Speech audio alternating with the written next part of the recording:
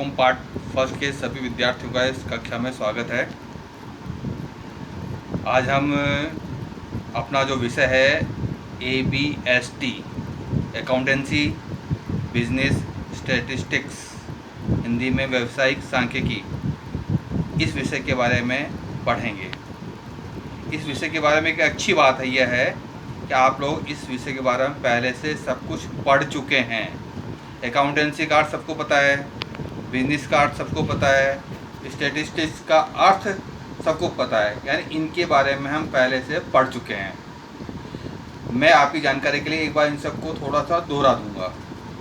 Accountancy का मतलब है व्यवसाय में जो हम व्यवहार करते हैं उनको पुस्तकों में किन नियमों सिद्धांतों के आधार पर लिखा जाएगा, एक निश्चित अवधि के बाद उनका परिणाम क्या रहा, यानी लाभ हानि क्या रही, इसके लिए trading profit and loss account बनाएंगे और अंत में व्यवसाय की स्थिति जानने के लिए बैलेंस शीट बनाते हैं।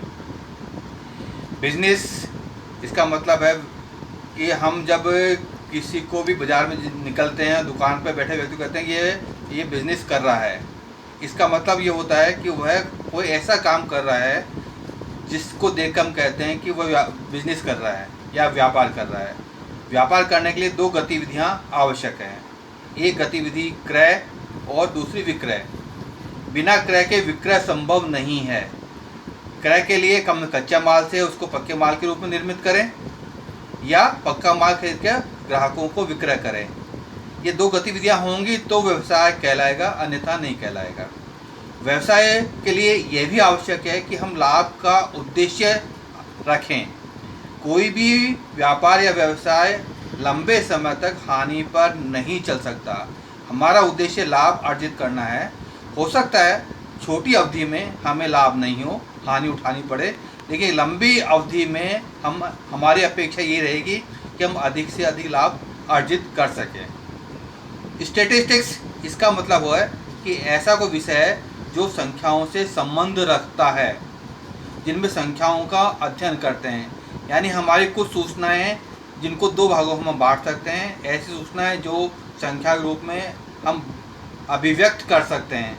जैसे आपके अकाउंटेंसी में कितने नंबर आए, आपके 12वीं कक्षा के अंतर्गत विभिन्न विषयों में औसत अंक कितने आए, विभिन्न विषयों में अंक कितने आए, ये सब आपकी संख्यात्मक सूचनाएं हैं।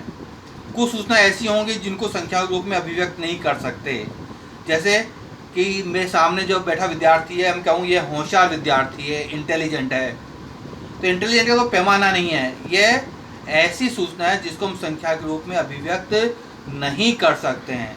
तो हम जब सांख्यिकी का अध्ययन करते हैं तो सांख्यिकी में केवल उन सूचनाओं का, उन तथ्यों का अध्ययन करते हैं जिनका संबंध हमारी संख्यात्मक अभिव्यक्ति या ऐसी सूचनाएं जिनको संख्या के रूप में अभिव्यक्त कर सकते हैं, वह सभी सूचनाएं सांख्यिकी के अंतर्गत सम्मिलित की जाएगी। आज हम सांख्यिकी का अर्थ जानेंगे, समंकों की ऐसी कौन कौन सी विशेषताएं होती हैं जिनके आधार पर सांख्यिकी के अंदर सम्मिलित किए जाते हैं। तो सांख्यिकी का अर्थ जानने के लिए दो बातें आवश्यक है, जो विभिन्न विद्वानों सांख्यिकी को परिभाषित किया है। उन्होंने दो भागों में बांटा है, एक वचन के रूप में सांख्यिकी, दूसरा बहुवचन के रूप में सांख्यिकी। जब बहुवचन के रूप में सांख्यिकी को हम पहचानते हैं या बात करते हैं तब हम कहते हैं कि भाई कुछ सूचना ऐसी हो जो संख्या के रूप में अभिव्यक्त की जा रही है, वह सब सांख्यिकी कहलाएंगी। जैसे आपके अकाउंटेंसी नंबर कितने हैं, सांख्यिकी नंबर कितने हैं, इकोनॉमिक्स नंबर कितने आए, यह सब सूचनाएं सांख्यिकी के अंतर्गत सम्मिलित की जाएंगी। लेकिन जब हम एक वचन रूप में सांख्यिकी को अभिव्यक्त करते हैं, बताते हैं, तो हम ये कहते हैं कि सांख्यिकी का अर्थ समंकों का संकलन कैसे किया जाए, उनका विश्लेषण किया जाए, उनका प्रस्तुतिकरण किया जाए, उनके आधार पर हम किस प्रकार निष्कर्ष निकाला जाए।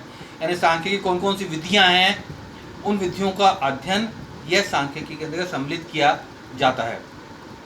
जब हम सांख्यिकी को बताना चाहते हैं कि सांख्यिकी क्या है, तो हमने बताया जैसे एक वचन के रूप में सांख्यिकी, बहुवचन रूप में सांख्यिकी, इन सब के बीच में एक शब्द हम अक्सर काम करते हैं, समंक, डेटा या आंकड़ा या संख्यात्मक सूचना।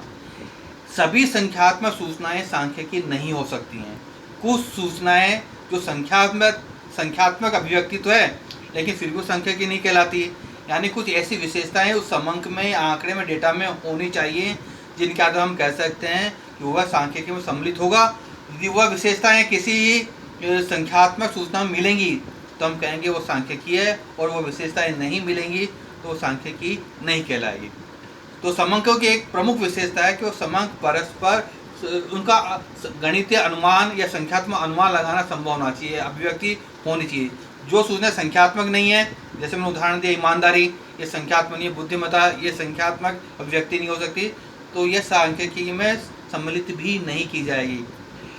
दूसरी सूचना कि वो परस्पर संबंधित होनी चाहिए। जब तक परस्पर संबंध नहीं होगा तब तक संख्यात्मक अभिव्यक्ति भी नहीं कहलाएगी। तीसरी विशेषता तथ्यों का समूह होना चाहिए, वह अनेक कारणों से प्रभावित होना चाहिए, वो पूर्व निर्धारित उद्देश्यों के लिए एकत्रित होना चाहिए, उसमें शुद्धता होनी चाहिए और उनकी तुलना की जा सकती है। यदि यह सब विशेषताएं किसी भी संख्यात्मक सूचना में मिलेंगी तो हम कहेंगे कि वह संख्यात्मक सूचना यह सांख्यिकी है, और इनमें से एक भी विशेषताएं नहीं मिलती है तो हम कहेंगे कि वह सूचना संख्यात्मक सूचना सांख्यिकी नहीं कहलाएगी। कल हम पढ़ेंगे सांख्यिकी का कार्य क्या है, सांख्यिकी का महत्व क्या है।